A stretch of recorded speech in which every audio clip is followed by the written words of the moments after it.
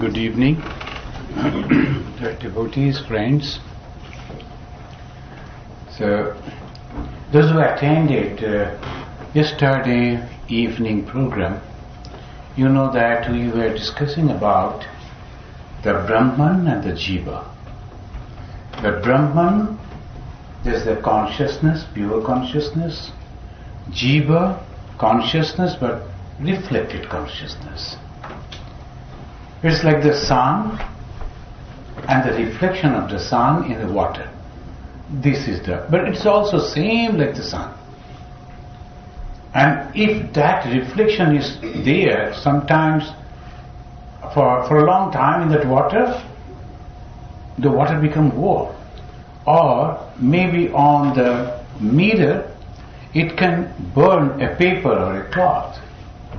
So like this, the power of the sun is also there in the reflected sun. But it's the reflected one, not original. So that we discussed. Now the question is, the jivas, each and everything is made of that same component. So in reality, when you say that actually everything is nothing but the Brahman, but the differences are there. Why? Manifestation. So sometimes the jivas are more that way intelligent. They can understand, they can discriminate, they can accept and reject. All these qualities are there. So that is the reason, particularly the human being of all the creation, of all the creatures, best. In the Bible they said, man was made out of God's image. The God's image means each and every one of us look like God? No. Whether the God is looking like us? No. The quality of the God, that is also within us. So that was yesterday we were discussing, and instead of telling that God, we say Brahman. Why? Because the Brahman is the consciousness, pure consciousness. The moment we say God, it is the God, the pure consciousness, mixed with power, coming little, at least as if the one step down. And it's called, in the Sanskrit they say Nirguna Brahma, Brahman without any epithet, Swaguna Brahma, Brahman with epithet. The moment we think about the Brahman with qualities, criticism comes, praising comes. Oh, God is cruel, why He has made this world, why God is killing them, why God is not saving them, this kind. But when it is above that, pure consciousness, no criticism. That means when the consciousness with the power mixed the action, and every action means is having the reactions. So that even the God, when he is having the action. So here, this point, please try to understand. Brahman is consciousness and Brahman is creating. How it is creating? The moment it thinks, Ekashyam, Ekaham, Bahushyama Vihi, Eka Aham, I am one, Bahu, many, Shyama Vihi, I want to be many. What is this thought? Power. The thinking is also power.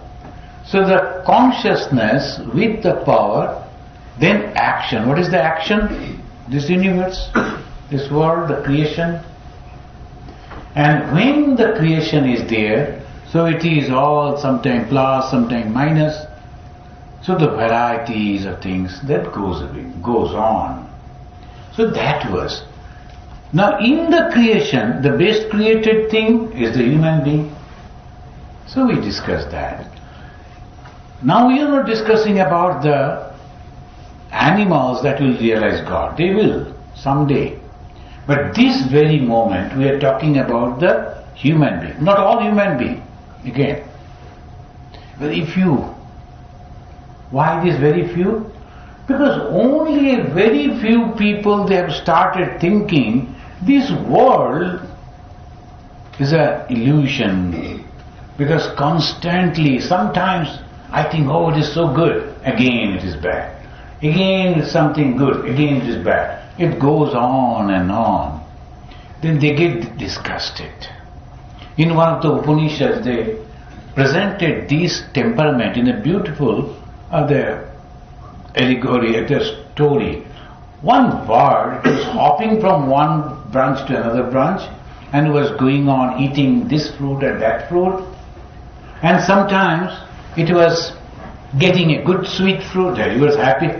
And sometimes a bitter one, then so it was going on. Suddenly, it found that on the top, that same tree, on the top branch, another bird of the same plumage is also sitting, but not moving, quietly watching him. Then he asked, hey, who are you? I'm also a bird. How come that you are so quiet? Well, I'm satisfied with all this. I don't need. So how can I become like you? Then the process begins. So here we are the second branch, hopping from here to there. When we get a success, we are very happy. And then again we become failure, again it goes on. Then sometimes we turn and see there another person is just like us, but quietly sitting. Then they say, what are you? I am Ramakrishna. How come that you are not going for name, fame, money? No, I am satisfied. Is it? I am in great joy, great peace. Why should I strive? How can I become like you? Then he says, okay, then you follow this. That those who are thinking that they like to be like that, for them. It is not for all. Human being basically intelligent. But majority of the human being are running for name, fame and pleasure. So this is. So in the Bhagavad Gita it says, Manushyanam sahasreshu kaschid jatati siddhaye. Among the sahasra means 1,000. But actually it meant around the millions and billions, only a handful will strive. For what? For this peace. So we are talking about that small group of people, whom we can call as mumukshu in Sanskrit. What is the mumukshu? They like to get liberation. Liberation not political, the spiritual liberation. And the spiritual liberation, what is that? Liberation means free from the bondage. What is the bondage? Bondage is my desire. So all these desires are binding me, otherwise I was alright. So these desires. Now up to this. Now do you think if I strive I can become like this? I can become like Buddha? I can become like Christ? Is it possible? Yes. Why? Because you are having the same quality. You are having the same potentiality.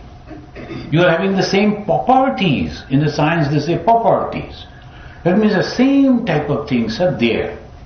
How I will know that same type of things are there? That at least we will read now. One side is a Brahman. Another side, Jiva. Okay? And the Brahman, how you will know Brahman? Through some qualities. Otherwise, how you will know? It says Sat. Sat means eternal. Chit means knowledge. Ananda means bliss. The Sat, Chit, Ananda. There is eternal. Not that it was created long back, but it was created. No. There is no creation date. It's like that. When? We do not know. So eternal knowledge and bliss. Unless you have the knowledge, you don't have the joy. So this is the quality of the Brahman. Now the Jiva. What is the Jiva? Jiva is Karta, Bhokta and Gyata. Jiva is also feeling, I am doing Karta. I am the doer. If I am not there, then who will support these and that? Today, the one lady was telling that there's a 5-year-old girl. She wants to be constantly doing something. The mother will say, can you please go and purchase something from the shop? In India, shops are nearby. So she thinks that's a great responsibility. And sometimes she will say, unless I do this, mother cannot work. So she is very happy going out with the grandfather and going and purchasing with the 5 rupees little something. The mother is keeping her busy and taking so that she goes out, mother can finish the job. So that way, that little girl is happy. Why? I am doing Karta. Sometimes small kids, they'll be going on painting. In a flight you will find, when the small kids are also flying with their parents, the flying attendant, they will come and give the paper, and the kids are very happy. What they will do? So they are happy, they are going on painting these and that. So who is doing? I am doing. That keeps me very happy. The moment you say, for me you do, we are not happy. Karta, I am the owner, I am taking the decision, I am doing. So that Karta, we have to remember this. I. And Bhokta, I am enjoying. So when I am doing, I am also enjoying. Someone comes and says, oh, the little kids, they'll be always writing on the wall and some painting, and that way they will make the whole wall, as far their hands reaches, all dirty. But when the outsider comes, they know the kids are like that. So they say, oh, it's so beautiful. Who has drawn this beautiful picture? Then he will say, I. See, enjoying. Karta, Bhokta and Gyata. He also knowing this. So Karta, Bhokta, Gyata. What is the Brahman? Sat Chit Ananda. What is the Jiva? Karta, Bhokta and Gyata. These two. Now only Sat Chit Ananda cannot do anything. It needs the power. That is the knowledge. The power is necessary. Otherwise action won't be there. What is the power? It says Sandhini, first power. And balancing the same thing for the Jiva, Karma Shakti. That is known as Sandhini, means Karma Shakti. Karma Shakti is the power. Hladini, balancing the same thing, Ichcha Shakti. Then Sambit, it is Jnana Shakti. So these are the three balances. Yesterday we were telling. So this is the Brahman, this is the Jiva. Make two like this. Then the Brahman, Sat Chit Ananda. Jiva, Karta, Bhokta, Gyata. Brahman acting through three different type of power. One power is Sandhini, just terminology. And the same thing in a small way, Jiva. When the Brahman is doing, vast. When the Jiva is doing, very small, Karma Shakti. Now, the President of America, he is telling, I am giving a wall and the whole huge money. And the small little person, he found that the neighbor constantly letting the dog come and the easing in our place. So what he will do? He will make a fencing. The same thing. This little, the bigger, that's all. The same way, this is the Karma Shakti. Sandhini, Hladini. Hladini means Ichcha Shakti or the love. The Ichcha means love. So that love, that power, When I say I love you, what is that? It is the power. The children, the moment they are afraid, they will run to their mother. Why? Because the mother loves. And that is the power. And we go to the God. Why? God love. So naturally that is Radhini. And then it comes Sambit, Jnana Shakti. Sambit is another power. For the individual, Jnana Shakti. Now these three power, this way it is the balancing. Now for the jivas, to reach to the Brahman, they utilize these three power. How? Karma Shakti is a Karma Yoga. Ichcha Shakti is Bhakti Yoga. Jnana Shakti is a Jnana Yoga. And today, before in the afternoon class, we discussed from the Bhagavad Gita, Karma Yoga, Bhakti Yoga and Jnana Yoga. And many of you have read. What is the Karma Yoga? Yoga means union. Union with what? With God. And how we can get unification? Through work. And what is the work? Any work that you do. The Karma Yoga doesn't mean only you have to do the puja. Karma Yoga doesn't mean that you have to go and feed the poor people. Any work that you do without attachment is Karma Yoga. So this is the technique. Then Bhakti Yoga, same thing. Whatever you are doing, if you do that with the devotion, that's called Bhakti Yoga. Many people, they come and they will be cleaning the floor of this, and then everything they will do. Why? God's job, God's work. And if you go to the synagogue, if you go to the church, all volunteering. And the volunteers they are doing so many things. Why? God will be happy. That's called Bhakti Yoga, Karma Yoga and the Bhakti Yoga. With devotion, the work that you are doing, but against that work, you are not expecting anything. Previously, some people in our retreat and all that, they used to come and work, but they won't register. They won't pay. I told, why? No, we are volunteers. No. You are not volunteers. Volunteer means those who have registered by paying money. And even then they are working. They are volunteer. You are worker.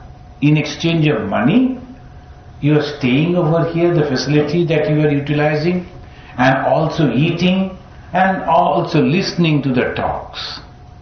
You are getting everything. In exchange of money, you are giving the physical services.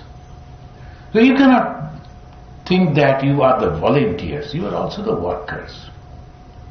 But if you want the spiritual upliftment, you should do the voluntary job. What is the voluntary job? They explain, they give everything. If they have the money, suppose they are very poor. Sometimes some people, they come and say, I don't have money, but I like to attend these lectures, to attend over here, so I will do all, whatever you like. It's okay. But since you are having, you can pay that much money. And even after doing that, physically you are also working. That is more beneficial. That's called volunteering. So Karma Yoga with devotion. And only devotion? No, with knowledge also. This is the knowledge. If you don't have that knowledge, I am working for the God, and for that I don't want anything, rather I like to give. And that is the mixture of jnana, knowledge, devotion, bhakti, and the karma. By that way, the jiva, they will go towards the God. Now, this evening we will discuss another aspect of the Gita. What is that? Bhagavad Bhagavad Gita is an eternal book, eternal scripture, not only book, scripture.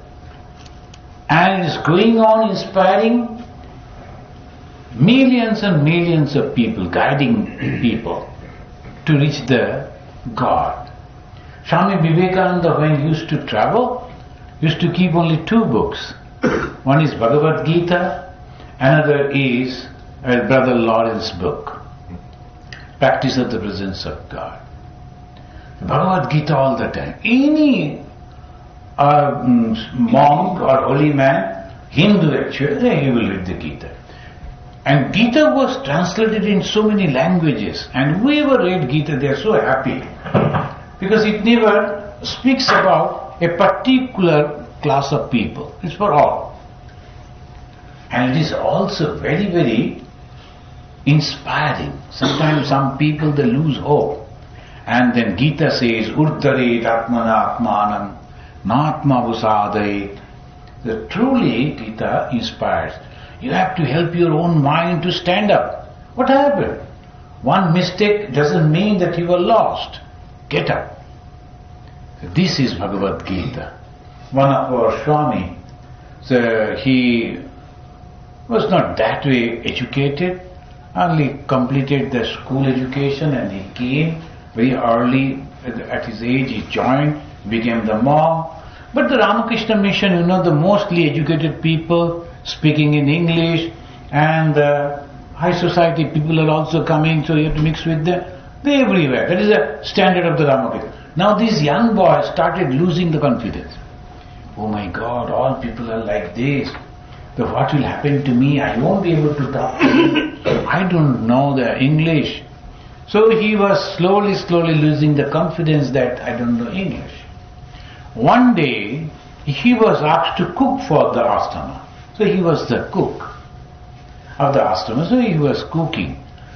And the small Ashrama, just when he was cooking, there was a window, and the open window, and then there, the in-charge Swamiji, he was giving the class on Gita. Some devotees, they came, the Swami, in-charge Swami, he was talking, explaining, Urdharet Atmana Atmanam Na Atma Abhusadait Atmaiva Atmano Bandhu Atmaiva Ripu Atmanaha. Your mind is your friend. Your mind is your foe. So you have to help your mind to get up. That's beautiful. And the Swami was explaining. Hearing this, the young boy, he started thinking, oh, then why I am thinking that I can't do anything? I am from village. I can climb the tree, and all this, the city folks won't be able to compete with me. I can climb the tree very fast, because from the village I know that. I can swim on the river. I can row the boat. So many qualities I am having. These people are not having. Only they can speak in English. What is there?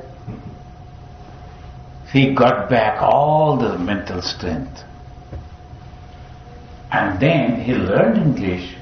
He became a great preacher. Almost all the universities in the world, he went and spoke. And Swami Ranganathanandaji. So this is the self-confidence. From where he got? From Bhagavad Gita. So Gita is a wonderful book. If you can learn from it, you get everything from it. Those who are very active type, they can't see, they like to work. For them also they say, do everything, but don't expect the result, give it to God. But forget about it, that's all. The devotion, the knowledge, and the contemplation, everything is there. So this way Gita is helping. And very recently Bhagavan Sri Ramakrishna, he almost every time, not quoting from the Gita, but he said many things that the Gita has spoken. So I will read from there. First is, very special way Sri Ramakrishna said, Gita, if you are repeating again and again, it will become taggy. Geeta become taggy. And then if you repeat very fast, Geeta, Geeta, Geeta, then lastly it will become taggy. The tagi actually, Geeta, tagi, Geeta, tagi, then like that it will become. But tagi actually meant taggy. At what is the tyaga? Renunciation. In the whole Gita, when we read, what is the teaching? You should renounce, renounce, renounce. What to renounce? My wealth? My property? My clothings? What? Then they say, ego. You should renounce your ego. That much and nothing else. Everything will be alright. So that is one must be very, very intelligent to understand that tyagi doesn't mean the one young boy joined at our time. He was our friend. And he used to say, the sannyasi should not wear any chappal and the shoes and all. I told, if you don't like, you don't wear, you go. It's okay. But when the others are doing, why you are going on criticizing? He will run after someone, hey, why you are putting this thing, no, you are a monk. I am a monk and I know what to do and allow me to do. If you don't want you. Well, ultimately he could not continue, he left that, and then after 4 or 5 years, when we got the brahmacharya, ardent brahmachari, and when the new brahmacharis, they go to the President Maharaj, the spiritual head of the organization, to pay our respect, then all the devotees will be standing both the side and they'll be throwing the flower petals and all this. This is another devotion. And suddenly I heard someone was calling, then I turned and saw that boy. I said, what happened? You were correct. Now I lost the boat. So I cannot come again. So I have gone out, I saw the people, they are behaving like that, but internally they are so bad people. So here, though you are wearing the shoes and the sandals and all this, but still it is very good. So apparent things are different. But inside, you have to give away. That is called tyaga, is mentally. Na jayate mriyate va kadachit. This is the 19th verse of the 2nd chapter. It speaks about the Atman, which never take birth and never die. That means no changes. In a very poetical way, it says, na jayate, it is never born, na mriyate, but kadachit, ever. Kadachit means maybe, sometime, never. It's not born and it's not die. That means eternal. Na ayam bhutva bhavita vana bhuyaha. The same thing they are repeating in another word. Bhutva means having been there, now it is not there. It is not like that. It is always there. Oh, actually last year I saw you and then the whole year you were not here. It is not like this. All the moment it is there. And ajo, the unborn, nitya, eternal, shashyato, is always, every time, purana, ancient, na anyate anyamane sharire. And suppose the body that it is having, if you kill that body, still it is there. As we were giving the example of the electricity and the bulb. If the bulb can be compared as a body, and in that body, if the bulb is broken, not that electricity has gone. Of course there is dark, but you bring another bulb and put over there, again there will be light will be there. Similarly, the Atman which is within us, which we call as prana sometimes, or the soul, When we give up this body, when we die, these people, they bury or burn, body has gone. But the soul travels, soul goes.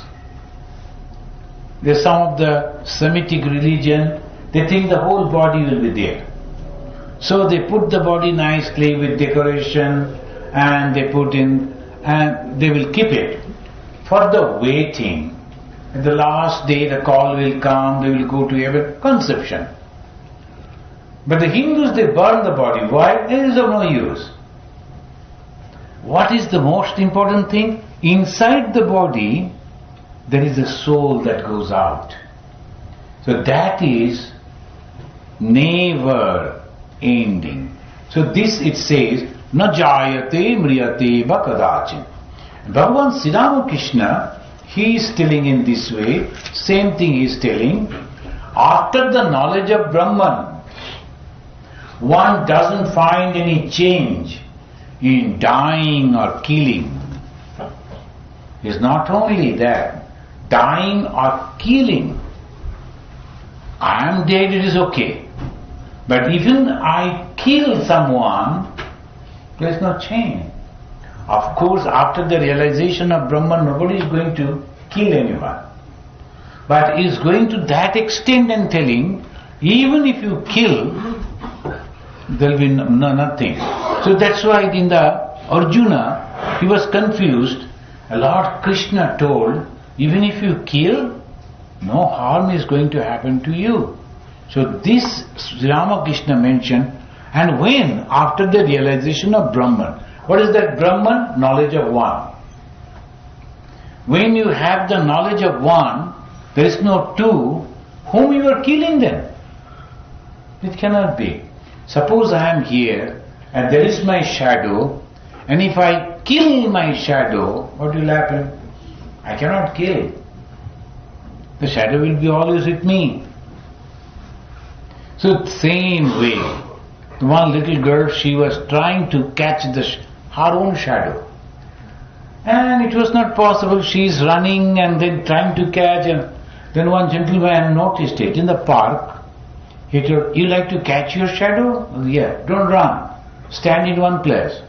Now you turn. See that your shadow, right? Now sit down and touch it. Unless a shadow means it is me only. By that way, you can touch because it is my shadow. So here it says, when I think I am different, that is the problem. When I think, oh, this is my shadow, then there is no problem. It doesn't look good, my shadow doesn't look good. This is your shadow.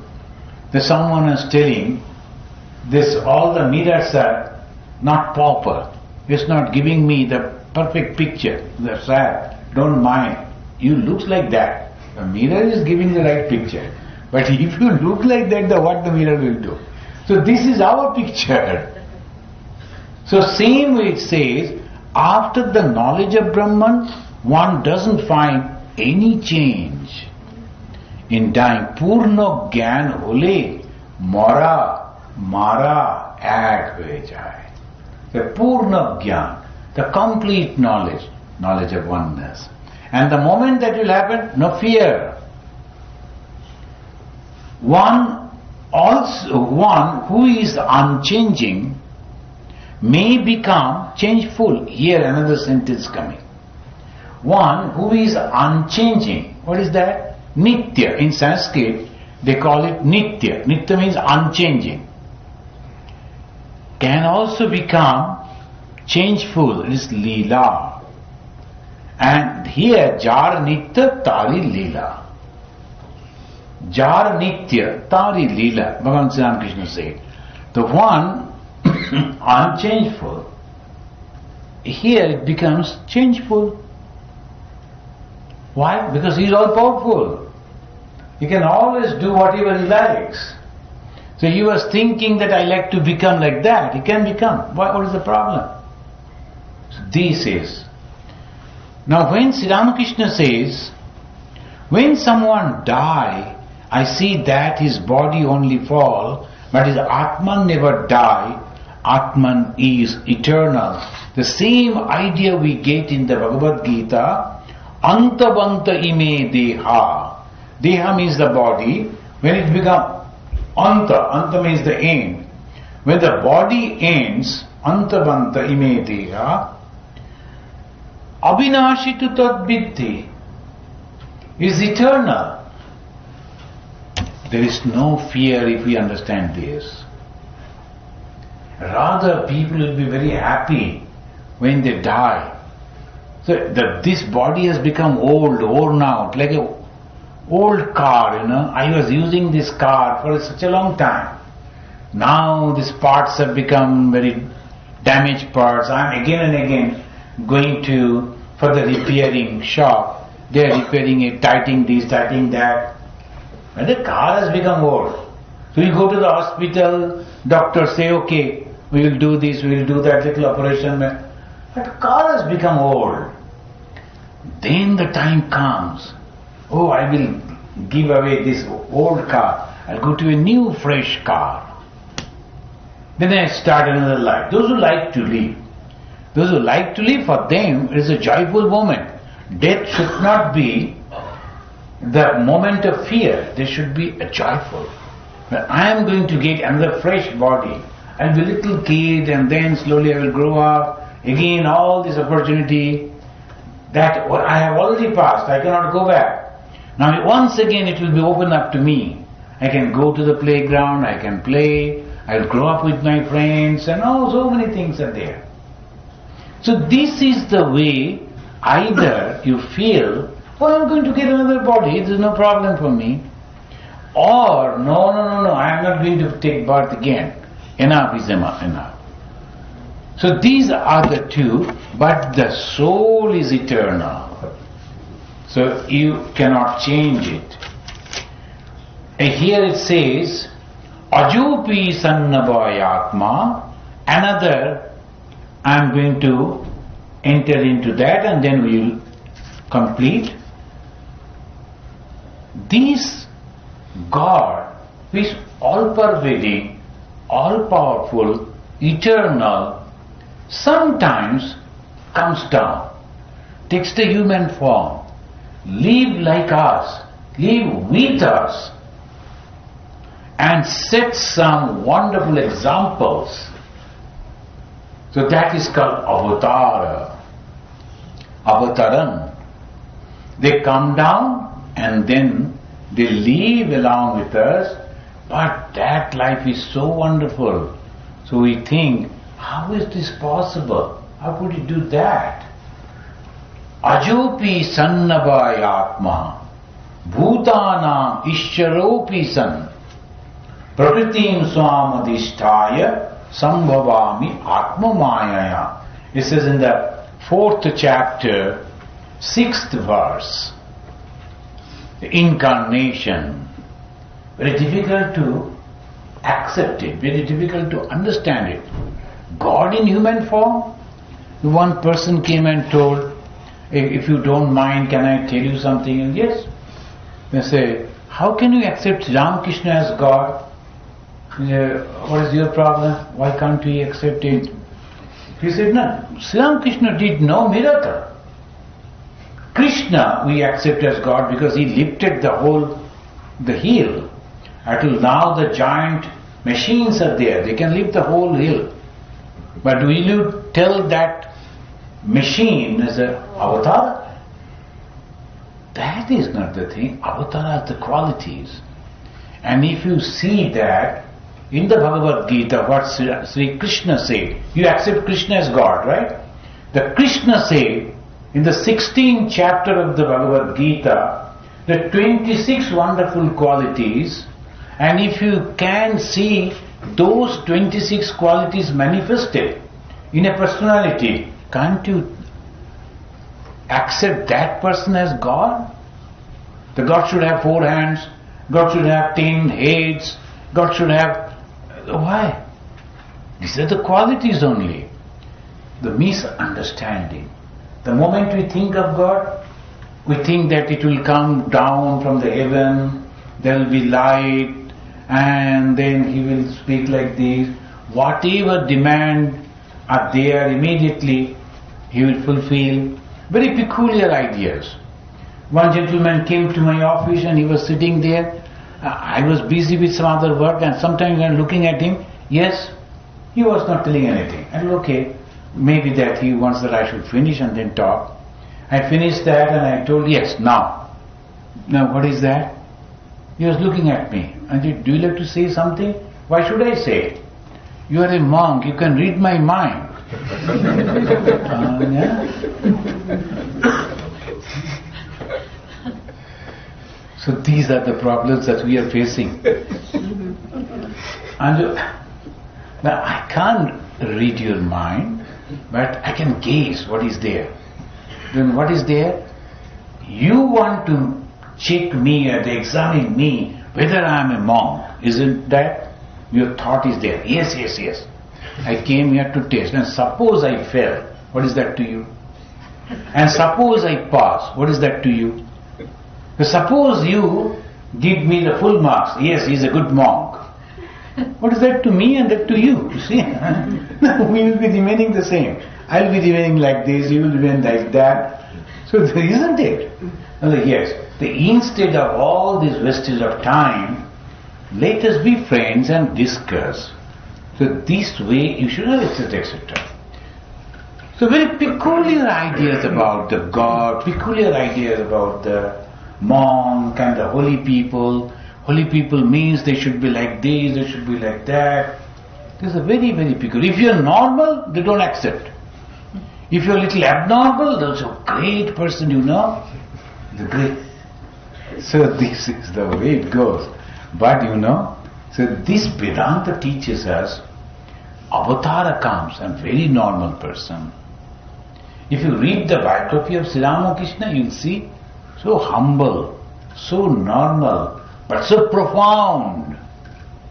It's very, very difficult to fathom. So that is the life of Sri Ramakrishna. And who is Sri Ramakrishna? Unborn, has taken birth. Ajopi sannavayatma. Bhutanam Ishwaropi san. He is unborn. And not only that, he is the master, the creator of all beings. Even then, controlling his own nature, Prakriti means the Maya, the nature, controlling that, with the power of that, he manifests. It's not like us. He manifests, Avataran. We are bound to take birth, you know.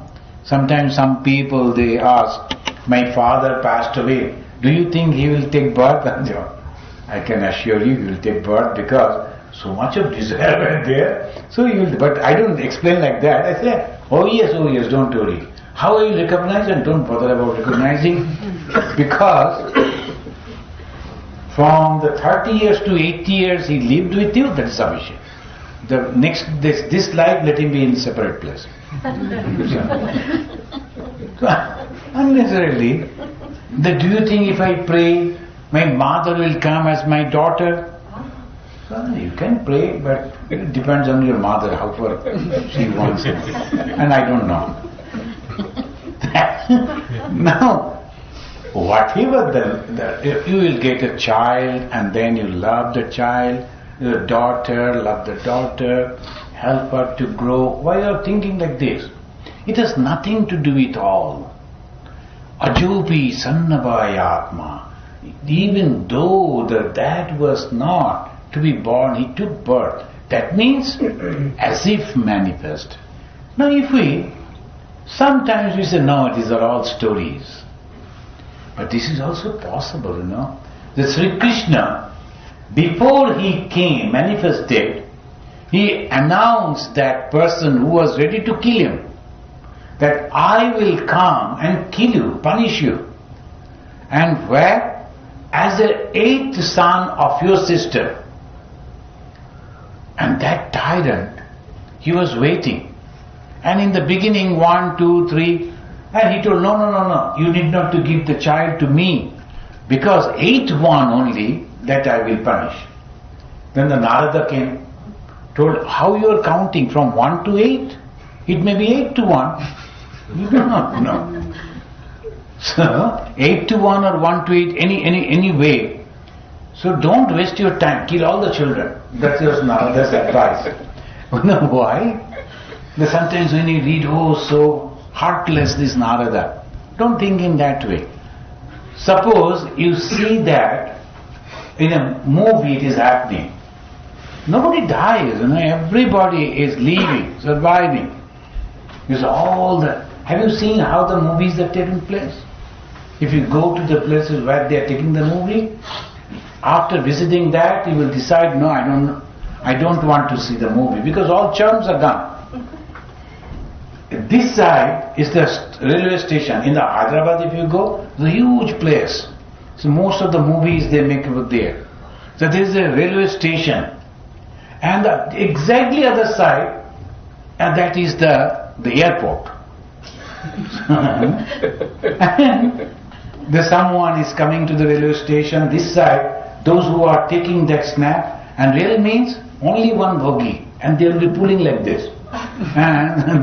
And then that is going, they are going in, so many things are happening. All around, some of the people, their own people will be there, then afterwards, it's over. If you see that, the charm is gone. Even the person who is jumping from that top and coming down and fighting, is having the thin wear. Then it is coming down slowly, not so fast, it is only camera. He is coming only little, that much. Then they will show. So if you see the reality, no reaction. So this is the reality. If you understand the reality that God is coming as the 8th born son of the mother, don't think in this way with the emotion, this is a God creation.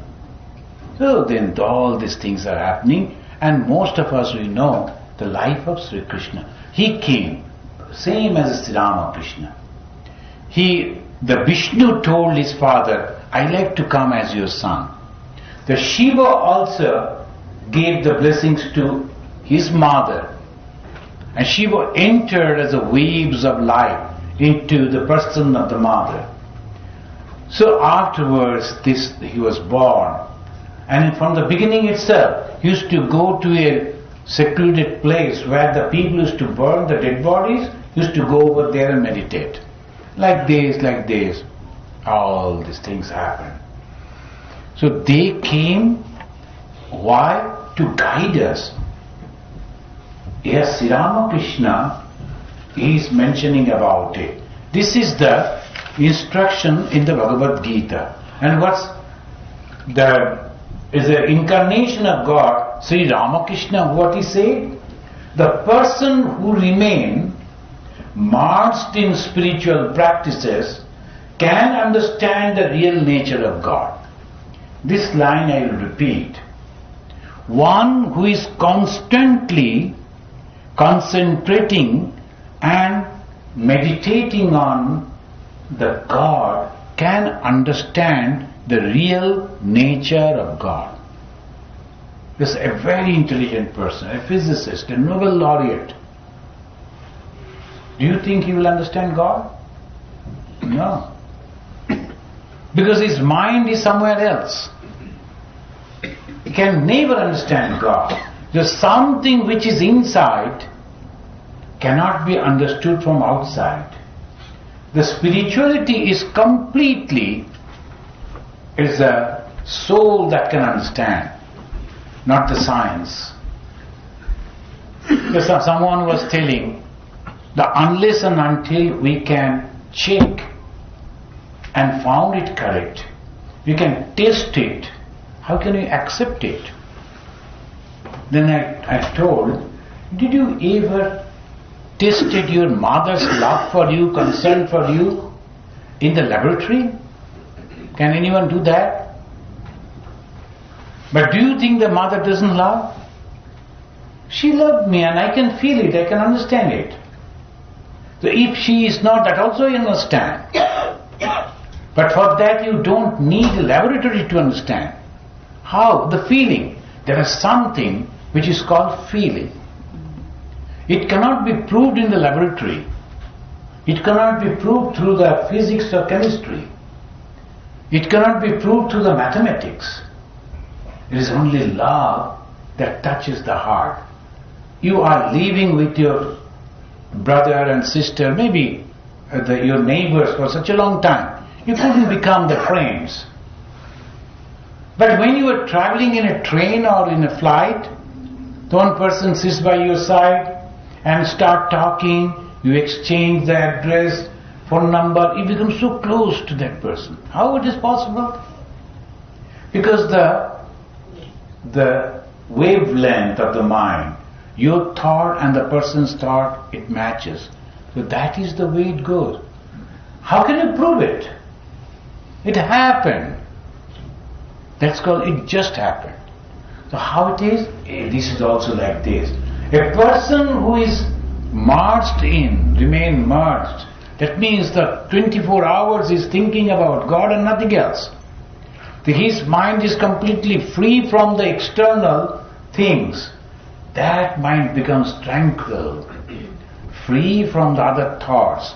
In that pure mind, the spirituality, the God that reflects, he, she only knows that God takes different forms.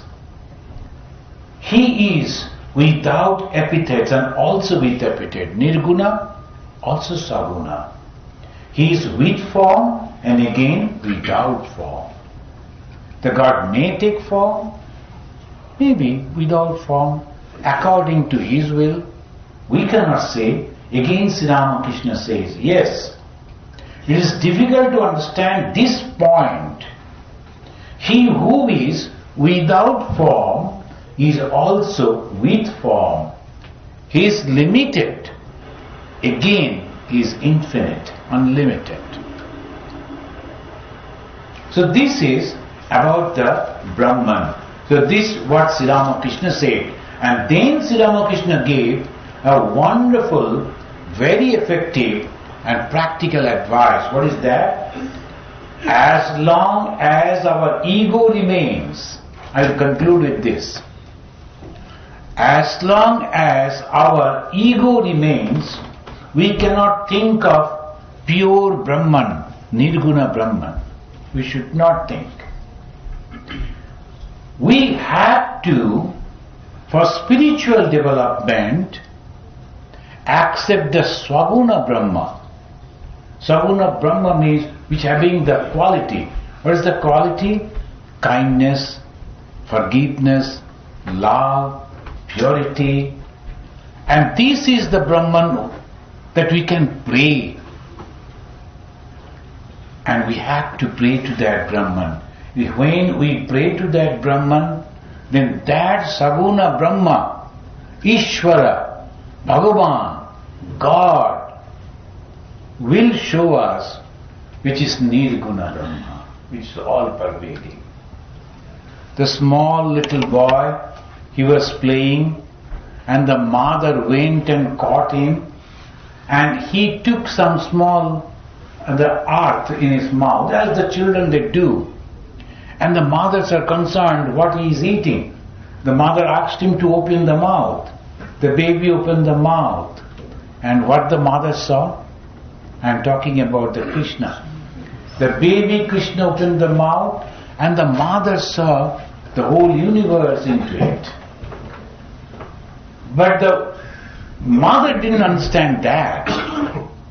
The mother started crying, oh, something happened to my baby, we must take him to the doctor, etc., etc. Then the baby told, okay, not now, afterwards. The same baby, when grew up as Krishna, he went in the court of the Duryodhana. His father was there, Dhritarashtra, and he told that I have come to negotiate between these two brothers. Don't fight for a small thing. Rather give them a little something and they will be satisfied. But the Duryodhana was not ready. Rather, he instructed his people to bind this man. Then they became very, very, very big. Over there, standing over there, he became huge. There also they found that He is the universe. He is not an ordinary man. He is the universe. Unfortunately, Duryodhana and his friends, they could not understand that. Rather, they were thinking this is a miracle that he is showing, the magic. So they couldn't understand that. The same thing was repeated on the battlefield only for the Arjuna. Only Arjuna saw, and Arjuna became blessed because he understood it. The Sri Ramakrishna is telling, if you are constantly taking the name of God and living in the company of God, then only you will understand the form and the formless is the same. Other people won't be able to understand. So he was showing to the mother. Mother couldn't understand. He showed it to the whole group of people. They were there in the king's court. They couldn't understand except one or two, like the Vidura and Bhishma. They understood, otherwise not.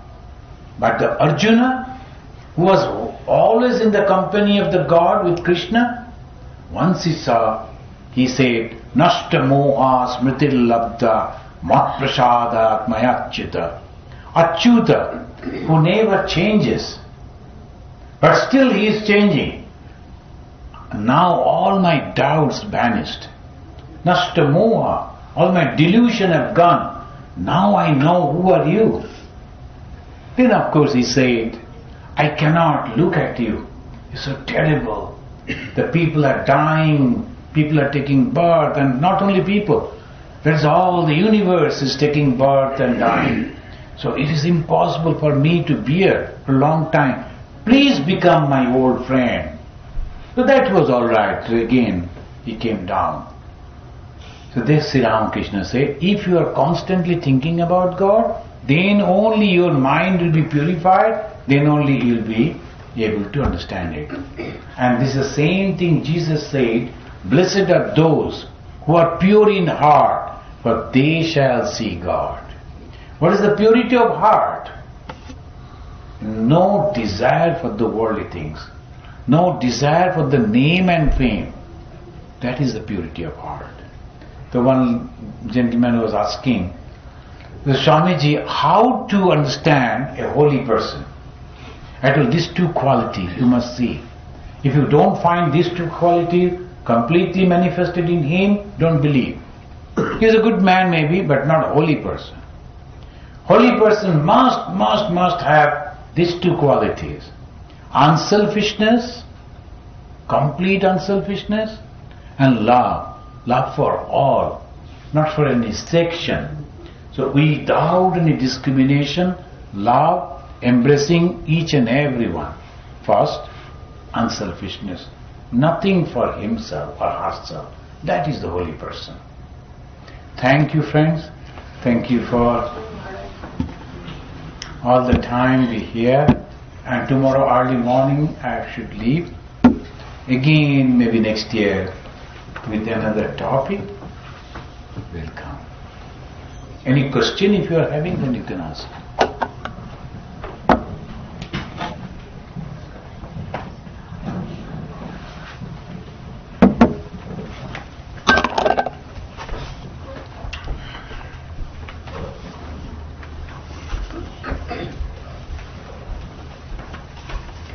Maharaj, elevated souls, as you said, they are in constant remembrance of the God, of Brahman. For a normal person like us, we are in the world, we are trying to do our living. How is that can be adjusted to do that kind of?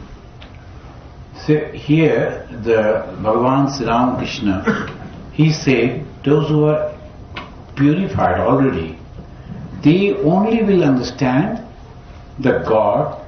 It is in with form and without form. This is one stage. But for us, we are believing these people.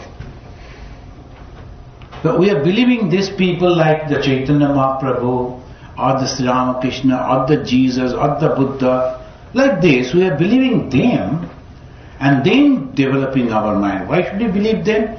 Because they are not having any selfish motive. And you will find that their love for each and everyone, not for any sectarian way. Those who are teaching, giving their sectarian teachings, you won't like it. Some people are going, but they are suffering. They are not able or allowed to think in a freedom way, free way. So obviously, let us believe these people. And what did they say? Take the name of God. And whatever you want, that will be fulfilled. Now I want to see God with form, or I want to understand God without form. This is my prayer.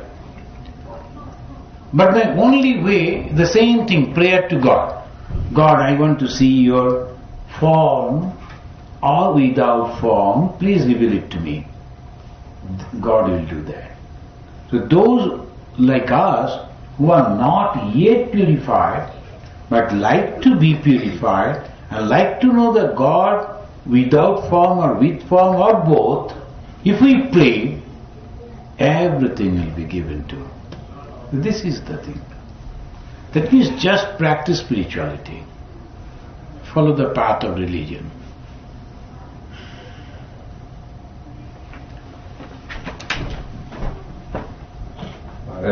This question comes up in a lot of discussion groups, mainly regarding Geeta.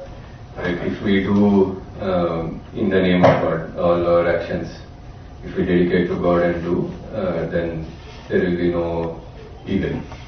But how do the people who do like religious fanatics who kill other people in the name of God?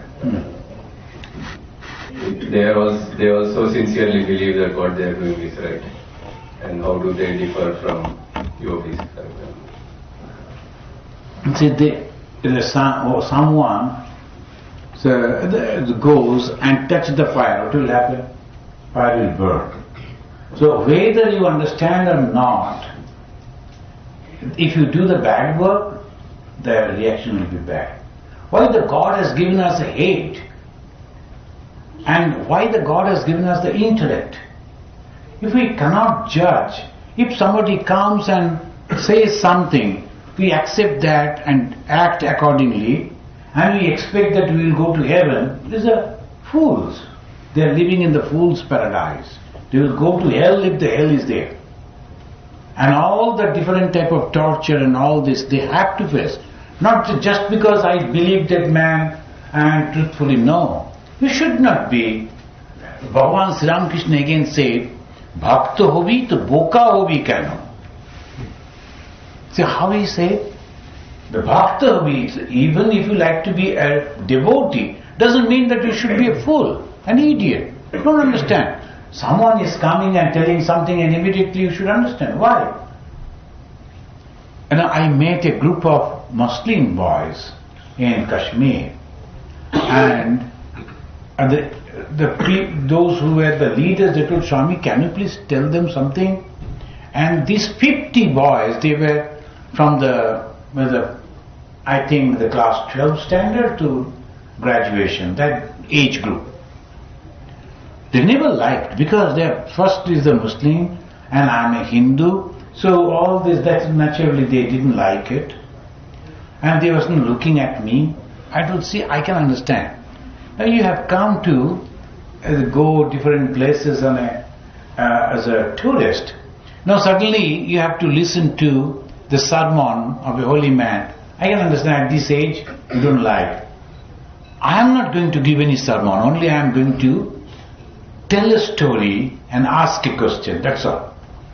And if you can give the proper answer, I will give you some candies. So like that, I told that there are 2 little boys at the age of 2. Both of them, they were 2 or 3. And they were living face to face, 2 houses. In between there was a small village road and 2 houses.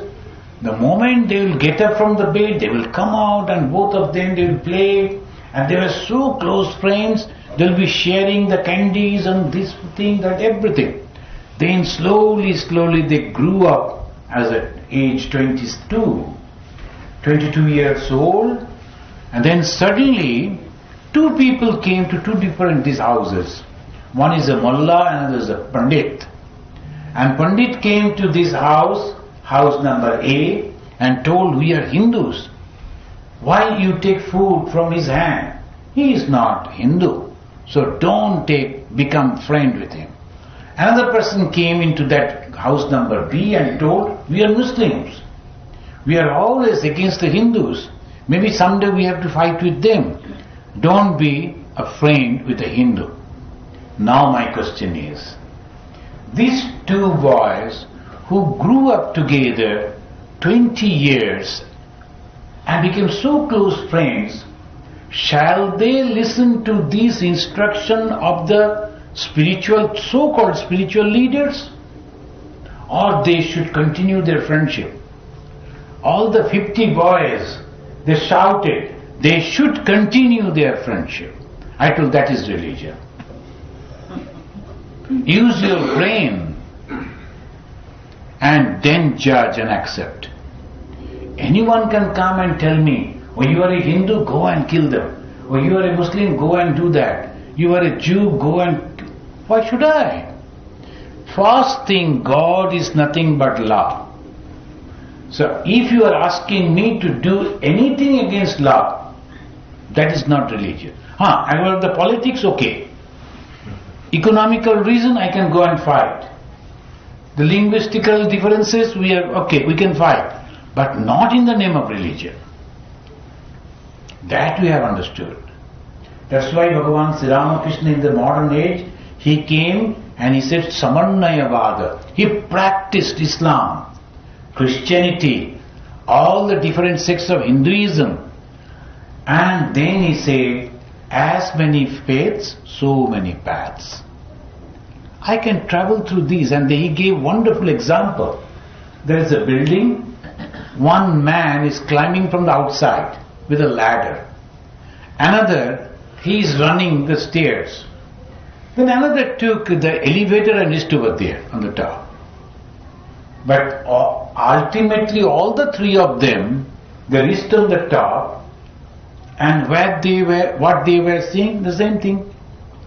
The who came from outside, it was very risky, challenging, and the one who was climbing the stairs, it was also very difficult, and maybe that he traveled in the elevator, it was comfortable, but when they reach, see the same thing. That is Sri Ramakrishna. Is the example, beautiful example. And what do they see? God. And what is God? Love, and nothing else. Only thing, if you understand this, whoever comes in the garb of maybe a Hindu or Muslim or Jew, a Jewish or whatever, is said, if you are talking about the friendship, then we are with you. If you are telling something else, you have not understood God. You better go and learn fast. This much. So that is the main thing. And slowly people are understanding this also. But narrowness, it is by birth. If someone goes and go and embrace him and accept him as a friend, okay, there we'll go, let me see. But if you go and see, that man is so bad, so let us go and fight against, immediately you find the followers. Because mind is always going downward, it's very difficult to go upward. The spiritual people, the devotees, what is our struggle? To take the mind upwards. That's all. Any other question? There's a question here.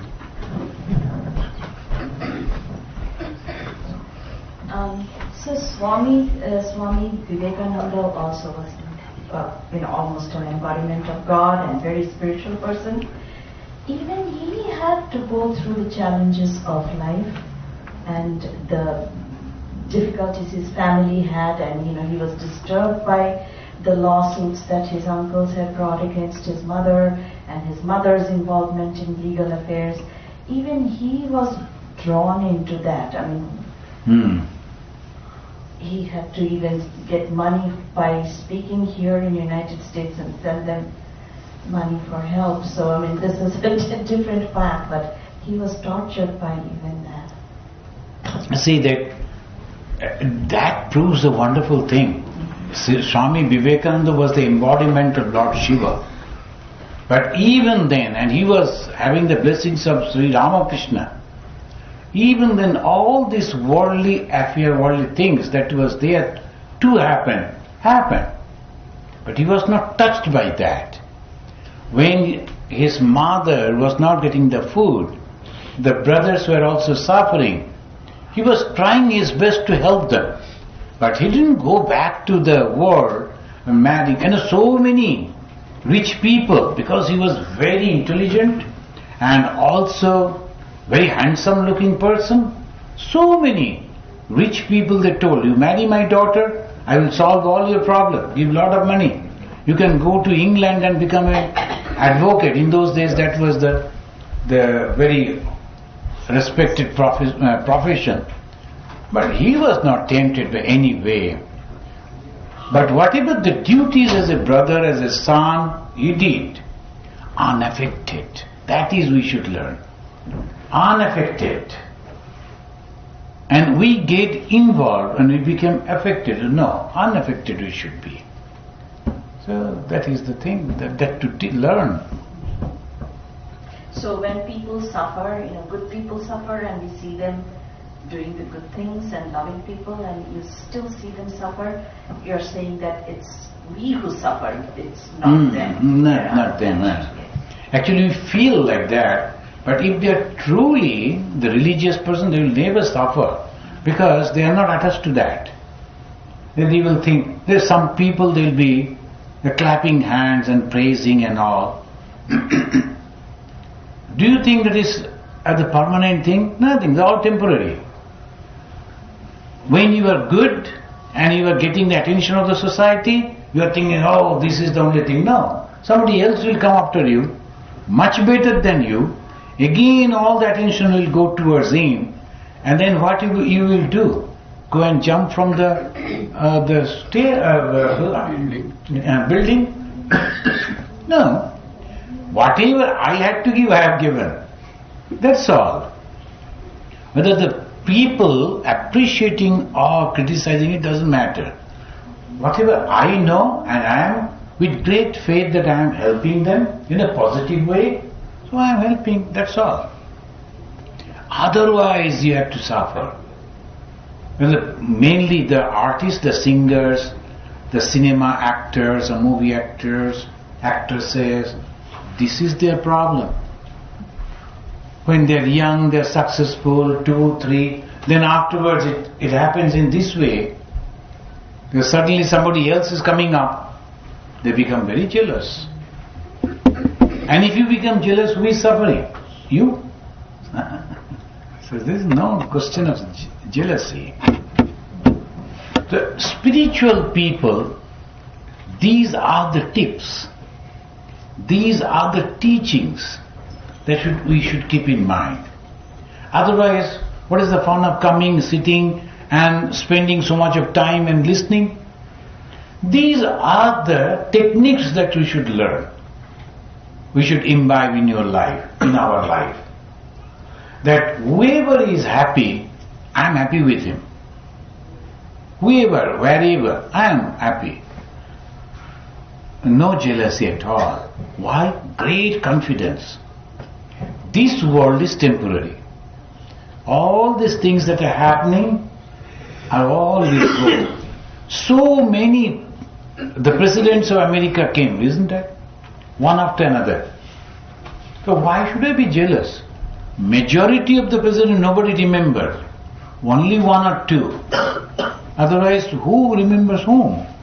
The present one, we just remember. Again, when he is retired, after a few days, we forget. Well, life is like this. Why should we be involved so much? Forget about that. Only love God, who is existing everywhere, eternal. So, sound? Okay. Okay then, thank you.